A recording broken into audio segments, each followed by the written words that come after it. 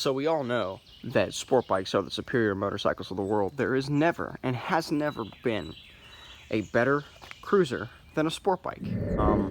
Hold up. I just found this in my driveway. Oh wait, crap, yeah, I think I bought that. Might have to eat my words here in a minute, huh?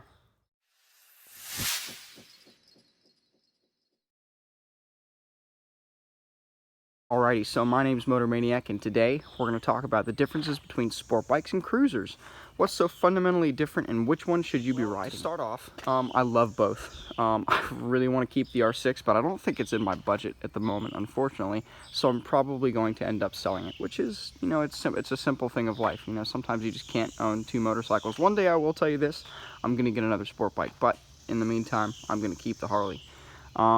They're both a lot of fun. I love the 1200cc engine on the Harley Davidson. It'll pick up and move, so you're not sluggish. You know, you're not really pulling the throttle a whole lot to get moving at a stoplight, which is a lot like, you know, if you re-geared your R6, you have a lot of that torquey power, even in the low range, if you re-gear it, the front sprocket especially. That being said, the top speed and the final drive of the Harley are never ever going to be anywhere near the R6. The R6 is really fun, especially if you're in traffic on the highway, on the interstate coming home. You can bob and weave and move, and the Harley, quite honestly, is not going to do that. The Harley's going to be slower. It's going to be a little bit more stable. It's going to be a little bit harder to get down and turn. They've got bigger front and rear tires. Well, actually, just the front is bigger, but it makes it a more stable bike on the highway. You're more likely to be able to take your hands off the handlebars and let it cruise. It'll cruise in a straight line, whereas a sport bike has a thinner tire. It's going to be a little bit more maneuverable. It's going to be easy to just barely touch the handlebars. It's going to want to lean down for you. And that's what they're meant to do.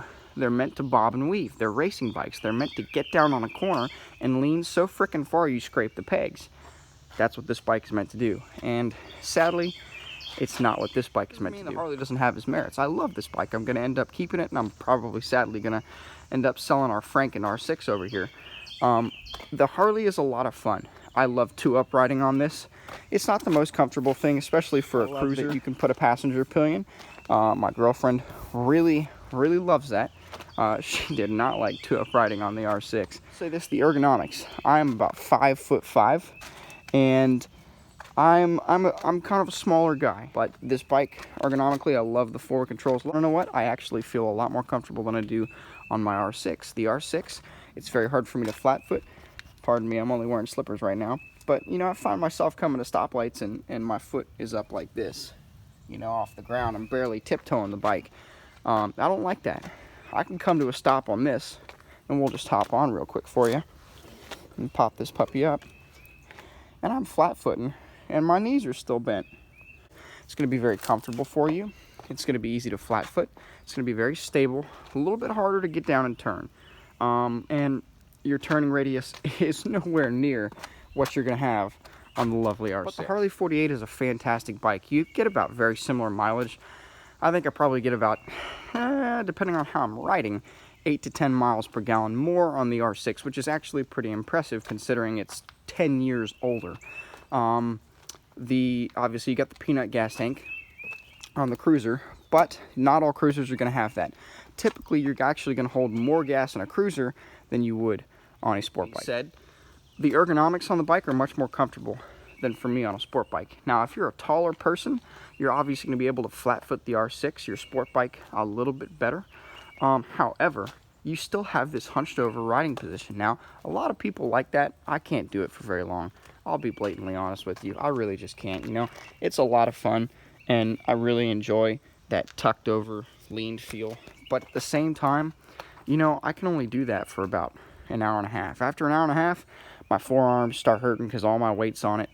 My shoulders start hurting, especially if I'm wearing a backpack. So if I'm going anywhere, I'd really rather take the Harley, to be honest. I love the sport bike for around town. You know, if you're a racetrack guy, if you really like to go fast, if you know, love driving things like race cars, Porsches, anything that is more happy going way over the speed limit than you should be, this is going to be your bike. You know, a cruiser is made for comfortable, relaxed riding. It'll go highway, it'll go city, and you know what? Even in the, you know, the curvies, the twisties, this puppy will still do all right. Like I said, I bottomed it out, and I'm not really that much of an experienced rider. I've only been riding for 2 years.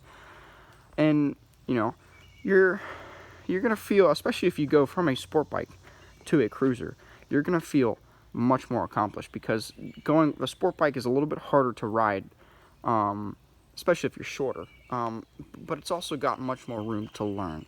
On a cruiser, like I said, I bottomed out the first day I had it, which is fine. I enjoy that. But because I'd ridden a sport bike and I'd ridden on tracks and stuff, I was able to do that. I couldn't have just been able to get on and do that if I'd only ridden cruisers.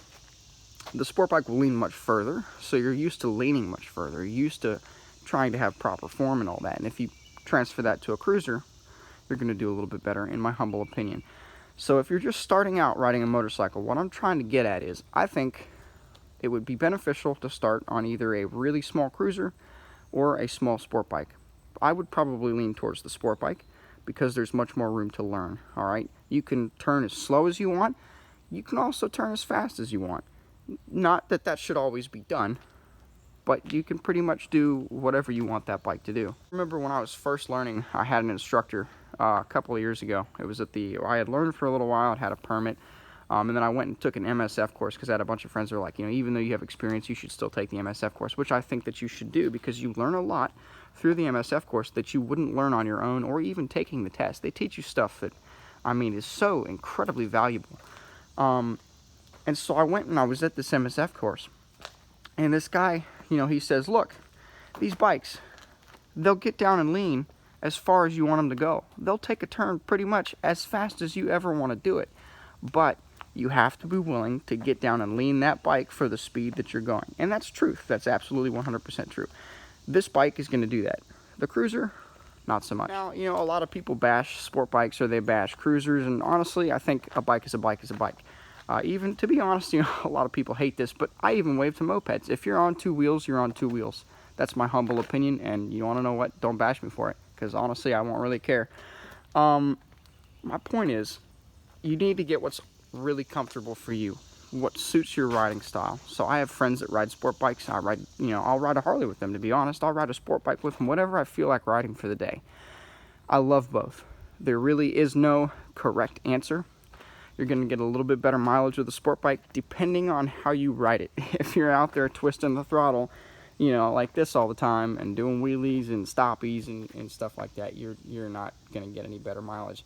The ergonomics are also a little bit better for a cruiser, especially if you're a shorter person. You're going to be able to flat foot the cruisers a little bit easier. They are genuinely bigger bikes, though. They usually have bigger displacements, but because of the engine layouts and the size of the bikes, they're not going to be nearly as fast. They're not going to have the, you know, nearly as fast of a takeoff speed as the sport bikes.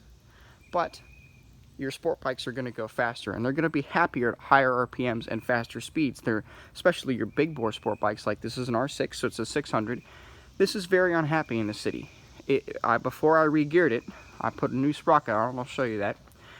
It would lug, and what I mean by that is before you got to about, we'll say 6,000 RPMs in the engine, it would lug. It would feel like it's going to stall. Ooh, I need to clean that. You can see the sprocket is silver right here, right in there. Get that camera to focus for you. That's an aftermarket sprocket. So what I did was I put a smaller sprocket on here, and what that does is it decreases your final drive. So because this sprocket is smaller, the gearing has changed. It won't go quite as fast, knocks a few miles per hour off of your final speed, but it takes off faster at lower RPMs, so it's a little more torquey, it's a little more responsive per throttle input. They're both fun bikes. I love the Harley. I love Yamaha. If you're looking at sport bikes, I think Yamaha is a fantastic brand to go with. Not that Yamaha's better than any other brand. It's just the brand that I have experience with. So I can 100% confidently say I like Yamaha. It's a decent brand. I actually had to rebuild the engine, and it runs a lot better now. I'll tell you that. But I would not have been able to do that on a bike like this. You know, a lot of cruisers have very complicated designs. They're not quite as easy to work on as old sport bikes. The newer sport bikes are pretty much the same way. They're very complicated to work on.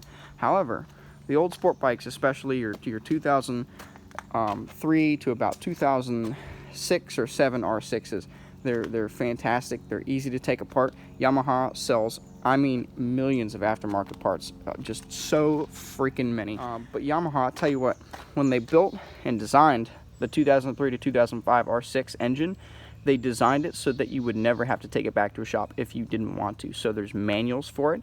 It's step by step. You can use hand tools to take it apart. You don't need any specialized tools or anything unless you're doing a specific valve job, which even if you take it apart, you will never have to do. I mean, it'll run its entire life without doing that one specific thing. So that's part of the reason I like Yamaha. They built it for the user. Alrighty, that being said, I think that's pretty much all I can ramble about. Thank you very much for watching. If you have any comments or questions, just leave them right in there below. Have a good one.